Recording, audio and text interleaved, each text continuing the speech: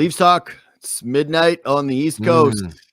Everybody's probably tucking into bed. We're up. Hopefully this provides a little bit of post-game entertainment for the amazing fans that are pouring out of the Saddle Dome right now and enjoying what is just an amazing feeling, a Leafs road win where you've got half of the building wearing the blue and white.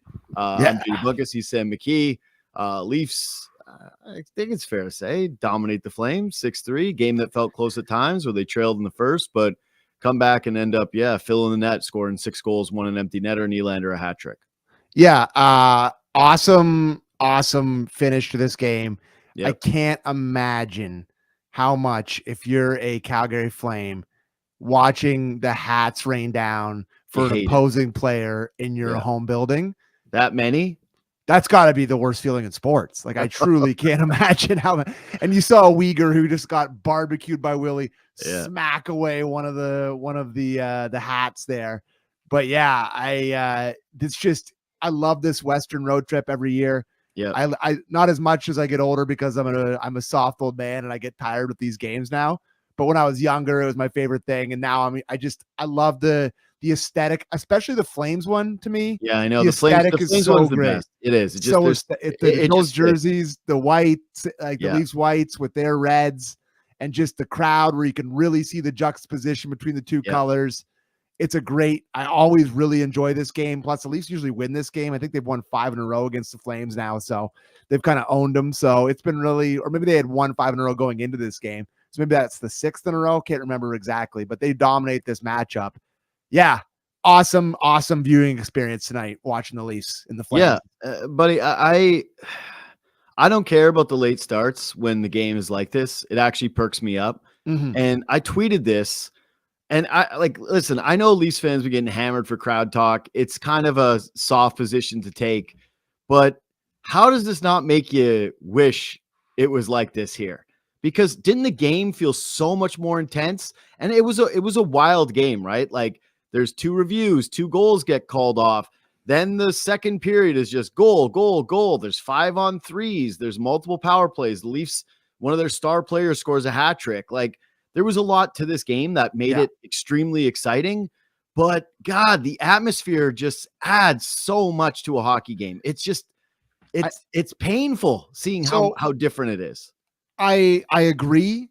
And watching it, like, you're never going to be able to recreate the excitement of Torontonians and Leaf fans that live in the West and get the one night a year where it's like the family reunion and all the people reunion that travel from the surrounding area. It's a one night passion affair where it's really hard to drum up that every single night on home ice. Like, don't get me wrong here. Like, I'm sure at Rogers Place is it Rogers Place in Edmonton now too?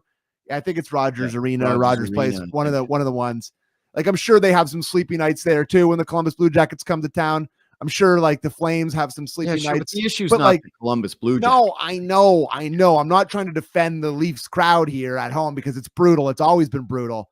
But I will say, like, it's hard to recreate the one night a year, get all the boys and girls together and head on down to the Saddle Dome. Brother, I grew up on it. This was my childhood. Like, I went to West Coast Leafs games for the one a year, and it was an event, and it is an event. And I will say this though, I really do wish they played more than once a season out there. Sure. Like, the one thing that was good with COVID, the only thing that was good about anything that happened in COVID was that Canadian teams played each other a bunch. And like, listen, we're talking about buy Canadian right now more than ever. Hey, be Canadian, stay Canadian. I say more games in Canada. They figure it out. I think they should just add like 3 more Canadian teams, and all the Canadian players should just play in Canada and just have a CHL. No exports, no imports, Don Cherry style. Not drafting from Europe or America, just straight CHL action. And I'm not talking about the junior hockey league. I'm talking about the men's senior team of just all Canadian guys. Yeah, there's my idea for the night on a late night Leafs talk. But I get it. Like, what a missed opportunity it is for the league to not have more of those games. It's just far. Yeah, you know, like, you've flown out there. It's far. It's a long flight. Far. Yeah, it's Vancouver's long. far. Yeah, and so it's like a 5-hour flight or 4-hour flight to Edmonton, isn't it? 4.5 flight to Edmonton. 3.5 hours. Yeah, like it's not Anyways, like it's not that bad. You're right. And I really wish they would emphasize this a little bit. And it's really great when they go out there. And I really, all the Canadian teams, I really look forward to those games more than against any other team. And it has a lot to do with the fandoms, and it has a lot to do with the rivalry between the fans. Yeah. But like, how awesome is Leafs Oiler rivalry? Like, is that not the number one game people get up for? Like, it's huge. Leafs Jets is a sick rivalry. Even like, you think about the Habs, sure, the bubble stuff. We don't need to get into that. Sens is percolating here again. The Canadian matchup. Sens is rising. It's percolating. It's real percolating. Yeah. Them being 2 points behind the Leafs in the standings. They lost tonight, at least one. So Leafs are back to 4 up. So, but still, good. I'm just saying that being there tonight, I felt those stakes. Didn't you? Like, didn't you feel that sitting there? Yep. Yeah. So it was good. It's good that they're relevant again. It's nice for them to have their first real good regular season for like 8 years, where all 8 of those years their fans have told me that they have a better core than the Leafs. So it's nice to see that they've finally actually started to play well. So good for them. Congrats on their first half season of good hockey in 10 years. Congrats. But yeah, it's nice. It's nice. It's just this road trip really rocks, and all the Canadian matchup rocks. And I think this is my favorite one to watch because it's always like a 9 p.m. So it's not like the real dragger, but it's late enough where you're kind of feeling a little frisky, kind of feeling a little, fun. Yeah, it's fine. It's not that bad. Hey, it's not that bad. Yeah. Although the game probably wraps up maybe a half hour ago, if not for the reviews in the first period. Like, yeah, this one's ending at a regular Canucks time with the reviews. There is. I actually like the 9 o'clocker as much as it is fun, like forcing the Oilers to play at 7 and hearing their players complain and knowing like, Toronto is the big dog that forces the schedule. I do like the 9 o'clock start. I think they're the grumpiest squad in the world. The Oilers, all they ever do is grump. They're just their media's grumpy. They're grumpy, all grumpy. I guess it's -30 there every night, but this is a grumpy town, man. Like, holy McDavid, McBaby just whining about everything. They're brutal over there. I will say they do take on the personality of the best players, and it's like Draisaitl and McDavid are both kind of grumpy guys, but I like time grumps. They've never smiled. Yeah, but I like that about them. Sure, like I do. Why are you so pissy, Leon? One of the greatest clips in sports history. We're so pissy all the time. They're so pissy all the time is so funny. Yeah. Anyway, to the game itself, I'm going to start with the power play because it's the best in the NHL since January. We've crushed it nonstop, and now it's humming. And dude, the easiest thing to pinpoint for me is just they're snapping it around and the players are moving around, and they've got a legitimate couple of net front guys with it. Hey, what do you know? All the talent in the world actually works, but we've hammered them over and over and over again about not being good enough passers. Look at the goals tonight and the passes that they're making, the decision making. Like it's just clear they're making quicker decisions, and it's playing off into goals. Yeah, all the power play goals they've scored over the past 2 games, it just starts from the middle, right between the hash marks, right? Yep. Think of both the goals they scored on Saturday night, where Nyes kicks one up to his skate, taps it in. Bobby McMann pulls it from the center of the ice, backhand. This one where Matthews makes a fantastic play off the boards to pull it up into the middle, gets it to Nyes, who's a shot threat, right to Nylander, middle of the ice. And then Tavares for another great pass by Matthews in a really cheeky finish by John Tavares off the post and in backhand. Beautiful stuff. But that's the common theme. And, I feel like at times this power play has been really, really perimeter oriented and not shot oriented enough, and kind of dusting it off and not really direct, not really urgent. And that's flipped in the last little bit here. There's been way more urgency, way more shot priority. They've just been way more threatening. And it's really nice to see that happening because, coming off the playoffs last year, where Guy Boucher was public enemy number 1, into the start of this year, where it was the number 1 talking point for the first 2-3 months of the season. It's just nice that it looks like it should, that you have all these guys out there that are really, really well compensated to do these things, and they're finally doing them consistently. It's an excellent development for the Leafs, and it's been a huge reason they've won these last 2 games in Alberta. Well, this is where I was kind of going with this next. the broadcast keeps hammering like when they score power play goals, they win the games. When they that's score every team. That's the whole sport. But not just every team. It's especially this team. The Leafs don't get any depth scoring. Hey, surprise, surprise.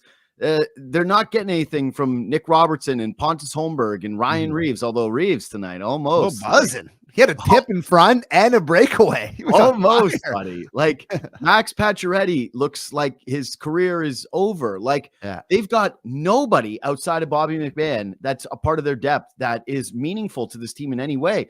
So like for guys that are already being pressed enough to score 5-on-5, right? Your top 6 players where you're getting all of your offense. God, it just makes things so much easier. Makes the formula actually possible when you're clicking on the power play. I don't know if there's a team where it's more important than for the Toronto Maple Leafs. Like the style in which they play, the way that the offense can just dry up for this group, they need to be able to convert on the power play. Like I don't, this isn't rocket science, but I don't think that there's an even possibility of a deep playoff run without the power play clicking at a high percentage. Totally agreed. It's been an Achilles heel. Special teams all over the years has been the sneaky Achilles heel of the Leafs playoff failures. But it's tied to that depth, right? Last year it wasn't sneaky. And then no power play. Like it's just not going to work. Yeah. So, and you mentioned like, the meaningful guys to this team. And I think you meant meaningful offensively because I think Kampf has been really good defensively. Yeah, sure. Lorentz has been a good fourth liner, guys like that, where they're still contributing on other parts of the game. But they do have a lot of guys that are running out there right now that it's just no hope. You're not getting one, you're hoping to survive the shift and you're hoping to get the puck into the offensive zone, maybe 1 or 2 cycles and then get one of the guys who can actually shoot the puck in the net back over the boards. That's kind of what you're hoping for at this point. I mean, at the very best, like at the very best, here's the thing. Like we're looking at the trade deadline and trying to project what the Leafs might be able to bring in here. But I'm just going to remind people that they've got a limited asset pile. They're really capped out.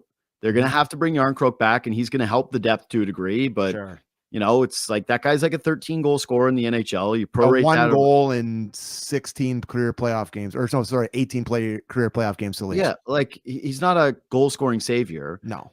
You might remove Nick Robertson probably more likely than just about anybody from this team's depth right now, like he and Ryan Reeves. But it's like, hey, at least he's a threat to score. I'm just saying I don't think that there's going to be this immense amount of help that's going to be coming to Leafs. I don't think that the blue line is going to start pumping goals in the net. I don't think that the bottom 6 is going to start hammering goals unless they split up the top 3 guys and try to balance out the lines, which doesn't seem like it's what it's going to do. And so this power play just can't emphasize it enough.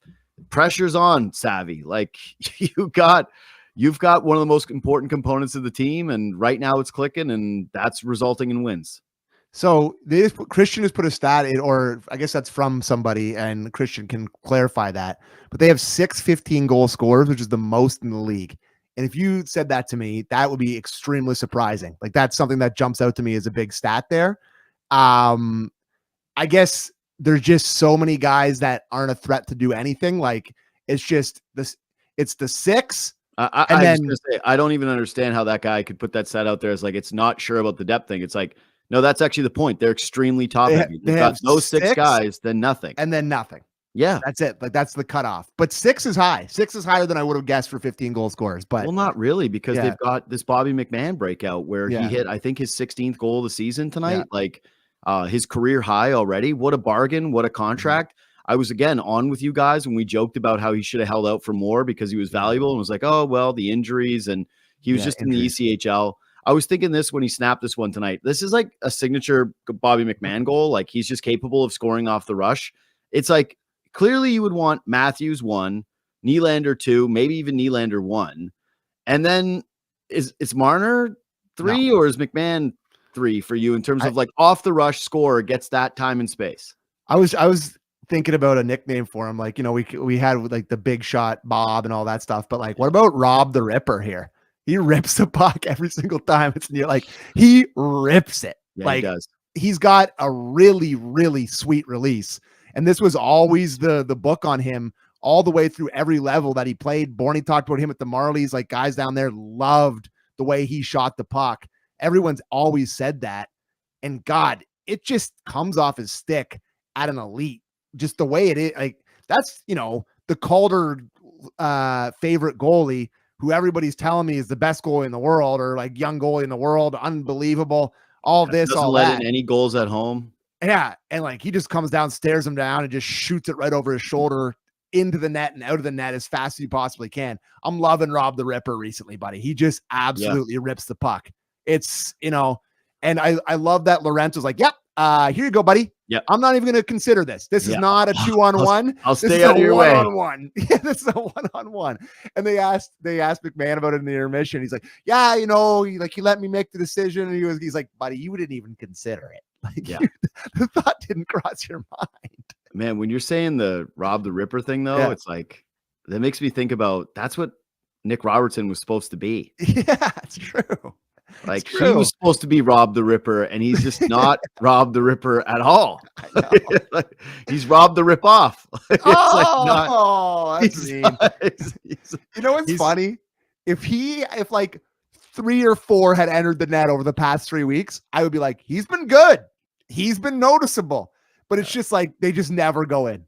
They just never, ever go in. I just hope some pro scout catches them on the right night where he had a couple chances and it's like, you know, goes back. He's like, you know, if we give this guy a little bit of opportunity, maybe, you know, maybe we could really find a role for this guy, because he does have shifts where he's noticeable and he's making good plays and it feels like he's a little bit more aggressive, but it just never goes in, dude. It just never goes in. Does go in?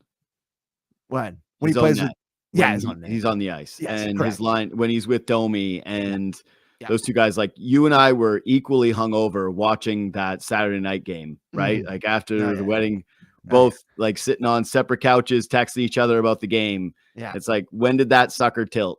Guess who was out there and guess who made a mystery? Yeah, like, I know. You can tell me all the pop stuff you want. Like, I guess he stayed on his skates more lately. Like, absolutely not. In terms of guys that got to go from this team playoff wise, it's weird because it's like they've got so many that you could point to. Like every night I'm like, oh, they can't have Reeves. Oh, they can't have Holmberg. Oh, they can't have Robertson. Oh, they can't have Domi. Oh, they can't have Pacioretty. Like, go on down the line. The rest of the guys that are around those 6 stud forwards have just not been workable outside of, again, you're right, Kampf. Like, Kampf has a place on the team. Lorentz too.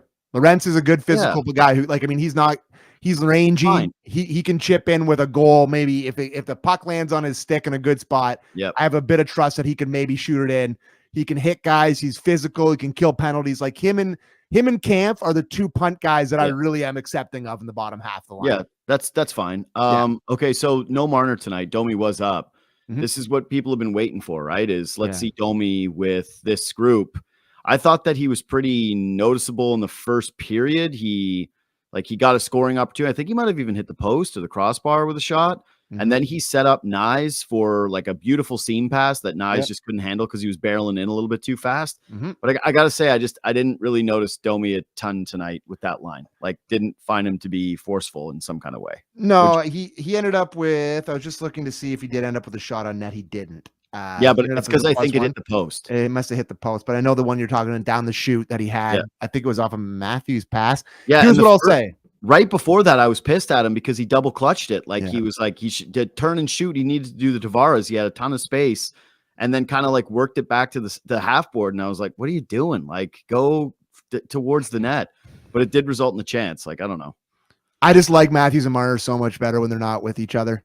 Yeah. And Marner and him defer to each other too much. You know, they have their 1 or 2 games where they're brilliant and then it goes down a little bit and they're just, I think that Matthews just has the puck way more when he's playing with these type of guys. And he's just making the decisions way more in the line, playing way more of the center role where he's carrying the puck and he's lugging the puck. He ends up with 3 assists tonight, right? 2 of them are power play assists, I understand. And the one is off of a rebound chance where he has a breakaway or whatever. But I just felt like he had the puck on his stick a lot more in decision-making spots where, you know, it just, when him and Marner play together, it feels like Marner has the puck a whole bunch. He tries like some sort of brilliant pass and it comes off and Matthews was ripping it. Just turns him into more of a shooter than the actual center complete player that he is. And I just wish that even when Marner gets back, that they would keep them separated and you put Matthews with 2 types of guys like this. Maybe, you know, it's a McMann for a bit. Maybe it's a Nyes and Domi, maybe whatever it is.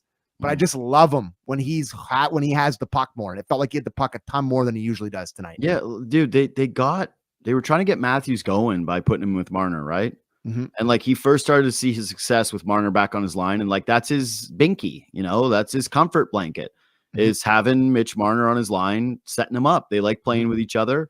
They're obviously like there's a lot of positivity to that. It's not like it's a bad line, but I think that there's a lot of truth to what you're saying, because I had a similar thought tonight, which was he has this beautiful play that got the crowd to do one of those like, ooh, at the line, right? With the zone entry. Yeah. And I thought, man, I'd like to see what the numbers are on Matthews' zone entries playing with Mitch Marner. Like, you forget that he's elite at that as well, right? Like, you always see Nylander transport the puck over the blue, into the opposing zone. You always see Marner do it, and then Marner does the same thing essentially every time, which is like pull up. But Matthews is just a little bit more direct with it, where it's like he'll make that zone entry and then he's going to the center of the ice because he's looking to score.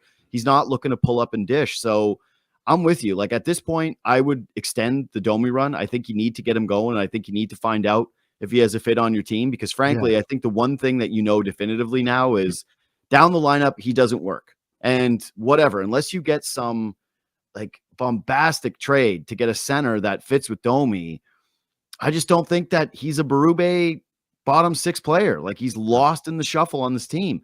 So try to make it work with Nyes, Matthews, and Dome. What did I say? Nyes, Matthews, and Domi. Yeah. And then I would have a second line where I put Tavares back with Marner, and then let McMann be the player that's with Nylander, and then try to find them a more workable center, but use Camp until you get one. Yeah. Yeah, I guess. I just find it hard. Willie, I guess, has been doing it with everybody all year. So that's his thing. No, but I'm saying give him McMann. Yeah, I know. He's always with McMann, that you have the two guys that can fly and that have played well with each other and can both skate. I really like Nylander, Tavares, and McMann together. I feel like that line, I don't know if they've played a ton together, but it just feels like a good mix. I'm not disagreeing with you. Yeah. It's just that if you do that, you're back to the bottom six of irrelevancy. Yeah. And you're not putting Mitch Marner with David Kampf and Max Pacioretty. So like, Nylander has just proven like he is just more capable of driving those lines, and him and I think that they don't get lost in the shuffle and they score. Yeah. So that's where I'd be with it until the deadline. And again, I'm getting less and less optimistic about whatever this move's going to be, because it's turning pretty quick into Rentalsville. And get ready to learn Luke Kunin from San Jose. Is that his Kunin? I don't even know how to pronounce his name. Yeah. So get ready to learn that guy. Sorry, my bad. Yeah. I'm not watching. That's that's kind of what we're looking at here, unless they really go crazy. But yeah, I really, are we still doing big picture stuff from the game? No, I don't think that was necessarily meant to be big picture. I was just like, look, this is going to be an important stretch for Domi when he's there. And I think that like them producing the way that they did and winning this game, I don't know, it just gave him a little bit of a something to consider, I think, which is leaving him up there. If he doesn't make this work, like I honestly feel like there's a legitimate chance that he misses playoff games. That like there could be a world where we're all like, wow, Max Domi isn't playing tonight, kind of thing. Like, it's a crazy thing to say, considering he makes the most amongst forwards outside of the core four. It's a crazy thing to say, but it's just, he plays 11 minutes when he's not in the top six, and he just doesn't do what Berube wants the bottom six to do. Like, Kipper mentioned on our show the other day that there's not a ton of chemistry maybe between him and Berube. Like, you're starting to feel it a bit here. You're really starting to feel it. Staples him to the bench at the end of every game. Like Nyes played 20. What did Nyes play tonight? 23 minutes, 22 minutes? Played 23 minutes. Matthews played 21, and the guy that starts that line played 49. Yep. Domi. Yeah, like still with this opportunity doesn't get real ice time. Again, power play stuff matters, penalty kill stuff matters.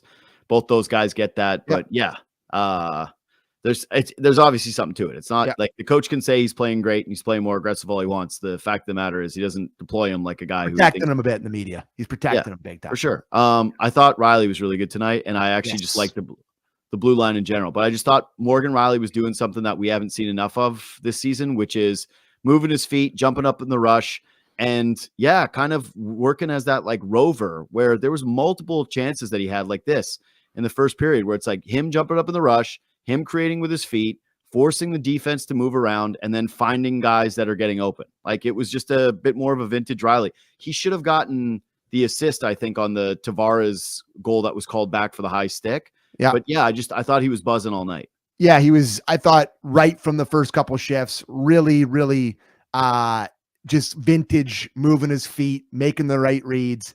And this is the stat line you look at for Rielly, and it hasn't been like this very often this year.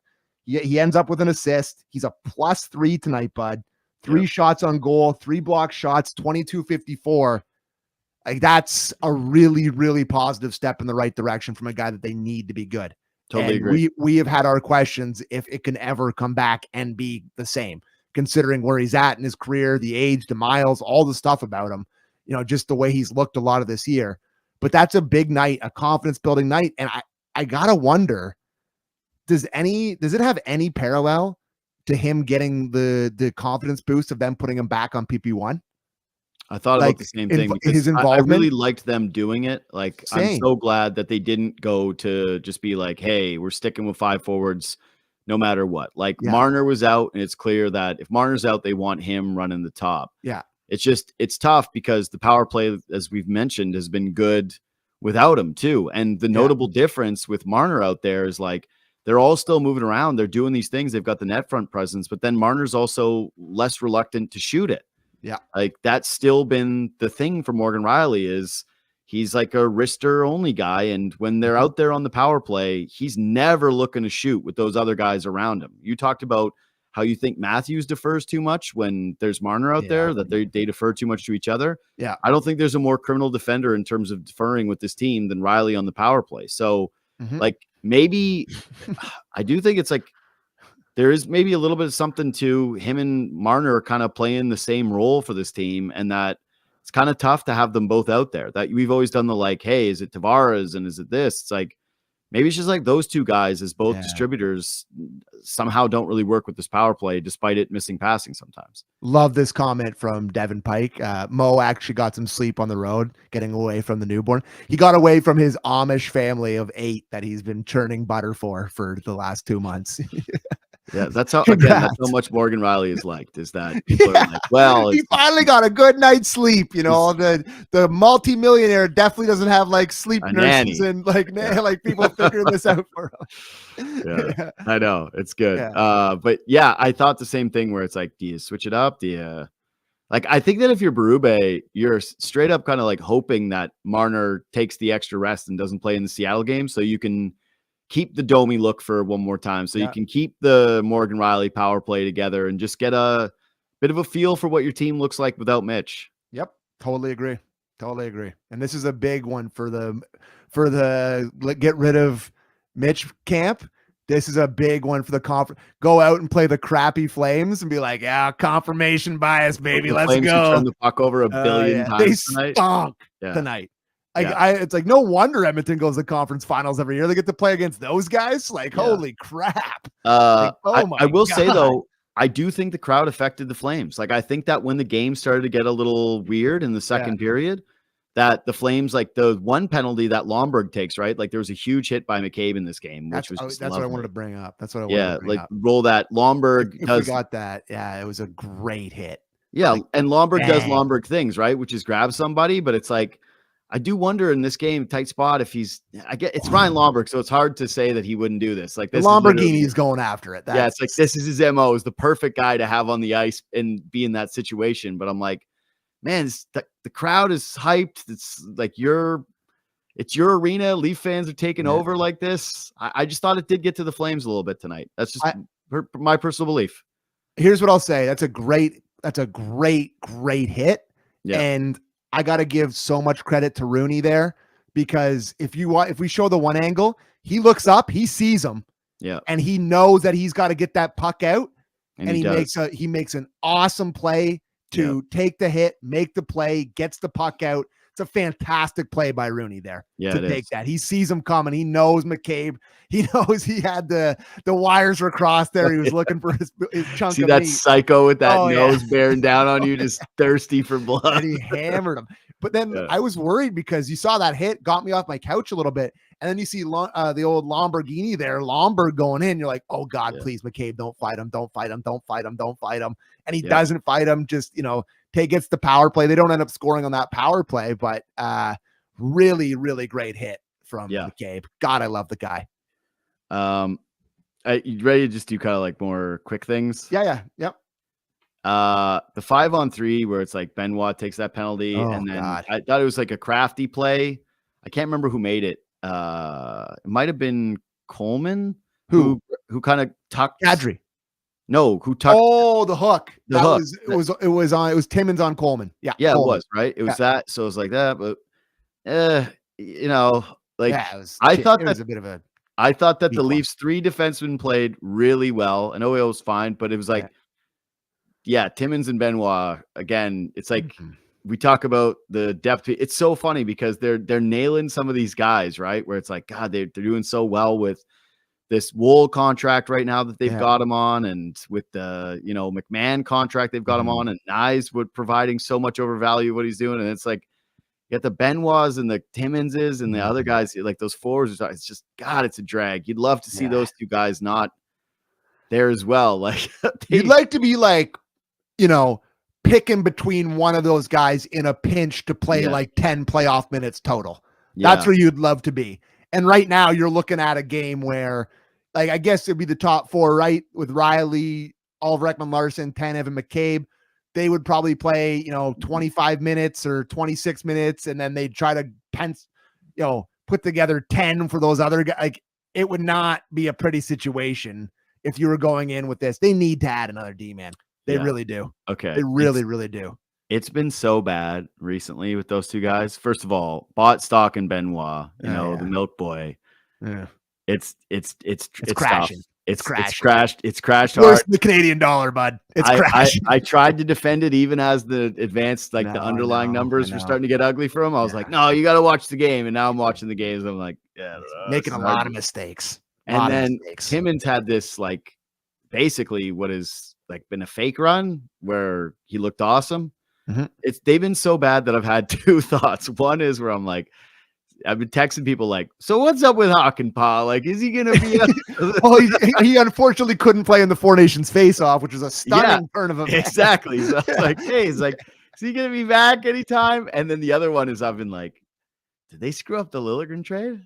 Oh, I haven't thought of him literally since it happened, but has he been good? Super sheltered minutes, but it's the classic Liljegren right now. Again, I haven't seen a second of him play. Yeah, I'm not going to stand out here and pretend, but he's the dorks love the numbers again, and there's shelter talk, but he's putting up some pretty studly dork numbers. No, the dorks have their day. Oh yeah, the dorks might have their day with this one. I'm just saying.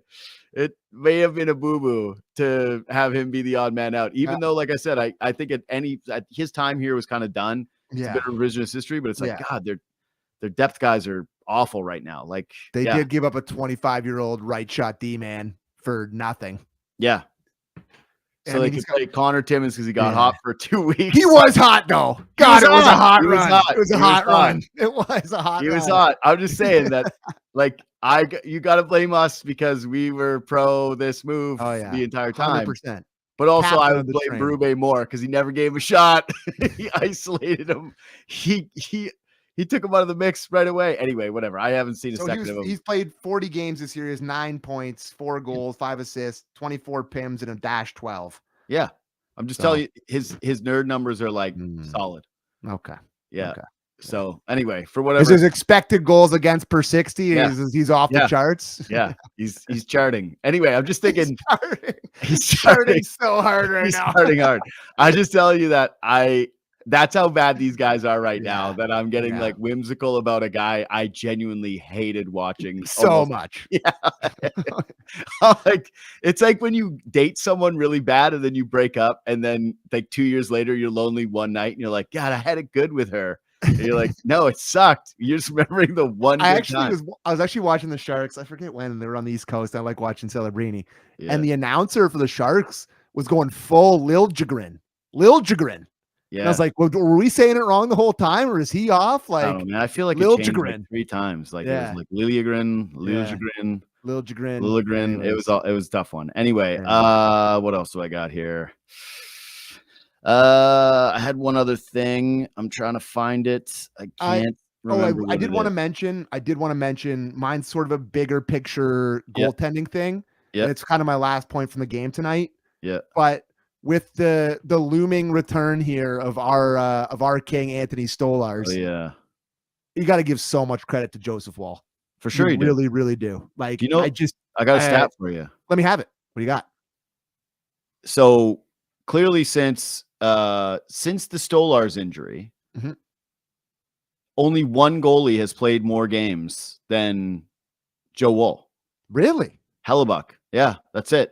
Wow, that's total fantastic. starters workload. What a great stat. Yeah, dominant starters workload from that guy. So I think like he's answered a lot of questions about him, but I will say that I still want to see him not play this many games. Like he was spectacular against Edmonton. Yeah. I think that he was solid again tonight. Like nothing that I'm really blaming him for with the goals. Like it's like, which one did you think was like bad? 2 5-on-3 goals. I was just going to say twice on 5-on-3. Like, you know, although their best goalie tonight was once again Chris Tanev, like just blocking shots, warrior. He had what would have been to me one of the plays of the year. They killed that first 5-on-3. He blocked a shot and then got to the puck and cleared it right before Calgary scored. Yeah. He actually blocked the shot. Yeah, this. Oh, God, what a stud. Just eats it. He's just a puck eater. I've also... Biscuit eater, baby. Oh, dude, he doesn't care. Like, he will keep eating it. Num, num, num. He's the Ezekiel Elliott thing, like, from back in the day where it's a cereal bowl, but with block shots. Yeah, I want to see. I can't wait for Stolarz to get back, and then these two guys be able to both find their rhythm and then compete for who gets the first playoff game. Like I have to say, totally doubted Woll would be able to do this. And, I think that's fair. And you know, like we're not out of the woods yet, clearly, but I think Stolarz is going to be starting on Thursday, and then you go back to Woll for Saturday night against Vancouver. And then they both get a 2-week break. And then like you said, you go into the stretch run, which is just an absolute sprint coming out of the Four Nations face-off break. Yeah. And you have two really good goalies where you're trying to solidify maybe a first place in the division. You know, you're fighting with all these teams at the bottom to even be in the playoff picture. Like it's a real dogfight down the stretch here. So I'm really, really impressed with how good Woll's been. They needed him to be in there, and he played a ton, like you said, second most to Hellebuck. Impressive stretch for Woll, and really I didn't know if he had it in him, and I'm really happy about it. Yeah, really good. I think that again, there's like this is like the Leafs get nitpicked like no other team. We're a part of it. Yeah. I think that there's been some valid criticisms of this team. I think that there are some really like underlying difficult issues for them. But if you're looking at this thing from the most optimistic standpoint, like Toronto going to the playoffs with Stolarz and Woll both healthy, it's like, God, it's just hard for me to believe that not one of those two guys is going to get hot and Toronto's going to have the edge in net in just about any series they play, which is something that like you just really have not been able to say about this team in the past. Ever. And like you do have the Woll injury insurance, you have the Stolarz injury insurance. It's just like, God, it really feels perfectly set up between these two. Yeah, I remember what my last thing was. My last thing was like, you know me, I defend the goalies like no other. Wolf? No, the first the goalie interference call that wiped off the first Calgary goal is embarrassing. God, it's a farce. Like you're so preaching to the choir here, buddy. You know me. Like you're preaching. I defend to the. I said to Ref you, Doc. I said to you that they should put Tavares in jail for hit Wolf in the mask in our private text. Yeah. Like I defend the goalies, but it's like, buddy, look where he is. This one's crazy. It's like crazy. He's at the very top of the crease. He's out of it. And a guy taps him with his stick, like slightly doesn't affect the play. And they call that one off. I'm crazy one. Come on. Like there's gotta be a line. And that's the line for me where I just, if you lose me on these, you've lost the war. Like I'm the last line of defense on goalie interference. And this one, I literally went, alone, give me a break. And I'm rooting for the Leafs to win this game. So like that's how bad that one was. If I was a Flames fan, that would have like really pissed me off. If we were doing this, if that was reversed on the Leafs, we would have led with refs talk tonight. Like absolutely. That was bad. That was a real bad. And like oof. And I will say, man, credit to the Leafs video team, right? Jordan Bean. He's got an unreal sense. Like, it's like he's reading these, like he's Inception. He's reading these guys' minds. Like, how did you, and it was immediate to challenge that one. And it's like, it didn't take that long. Like Bean, what his nickname's Beaner. Like, Keefe used to call him Beaner all the time. It's like, Beaner's got a good read. He knows. He really does. Listen, I see in the chat, Christian put in, this guy said that he moved the block or else it's a simple save. Like, I genuinely cannot believe that is what you're watching. To tap the puck in. Yeah, like simple save. Like, what are you talking about? Again, that is the pure definition of blue and white goggles right there. Is like, buddy, if he doesn't get tapped in the blocker lightly, Wolves sprawling out. TML domain. It's going out the other way. Leafs score, and then they probably win this game. I don't know, 8-0. That's TML domain. So here's what I'll say too. I couldn't believe the Flames didn't challenge the other one to make it 5-2. Yeah, that was a weird one. But then they scored right away, and I was like, Domi was pulling the goalie into the crease like me trying to drag Lou Dog around the block in the snow. Like it was he dragged him right out of the net. I couldn't believe he didn't they talked about it on the broadcast, but you're about to go down 5-2. Like, look at he pulls him right out. Spins him into the middle. I guess the argument would be that he had no chance either way, even if he doesn't pull him out. I thought it was an automatic challenge. The second I saw auto challenge. Auto challenge. Like, especially the way things were going in this game where it was like, anything is not a goal. You know, like hot ref talk tonight. Been a while, buddy. Well, it's just more review talk. The league just, again, like they got to end this stuff, man. It's just brutal. Like, did you watch the Amazon game last night?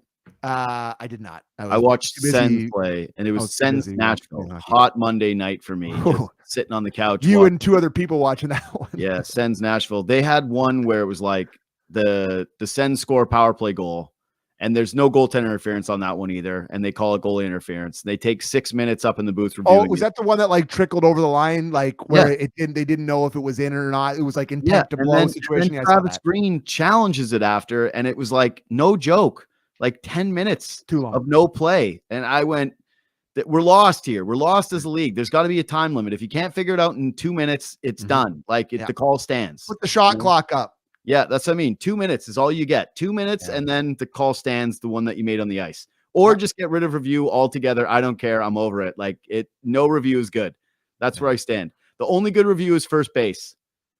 Or because you can't have perfect game. You can't have poor old Jim Joyce. Yeah, no, Robin Galarraga. You can't have that anymore. You can't have that, but it's like it's black and white. It's easy, you know. It's just like was it put on the bag? Yes. Okay, done. Move. Keep it moving. Takes 2 seconds. That's the only good one. Every other one is terrible in all of pro sports. I challenge anyone to tell me otherwise. Anyways, subscribe to this podcast. Leave 5 stars. Follow us on Twitter and Instagram at JD Bunkis, at Sam McKee. Send us more takes like that was clear goaltender interference because we love it. We do love the Leaf fans. All right. We'll see you. So Thursday night, if you're watching this, it's going to be a little bit different. No YouTube. I'm going on with Ailish and Justin right after the game. So like I'll be going on doing a radio hit with them. So we'll talk Leafs and then we'll upload it in the Leafs Talk feed. And then you and I will be back on Saturday night, right, against the Canucks, the last game before the break. The big game in Vancouver, the 4 p.m. puck drop local time. Super Bowl. Super Bowl weekend in Vancouver. You say, hey, it's Super Bowl weekend, and they're like, Leafs are in town. It's like, they don't even know that the Chiefs and the Eagles are playing. It's like, this is big. This is their identity for this weekend. The Leafs versus all the Pattersons. We'll see you Saturday.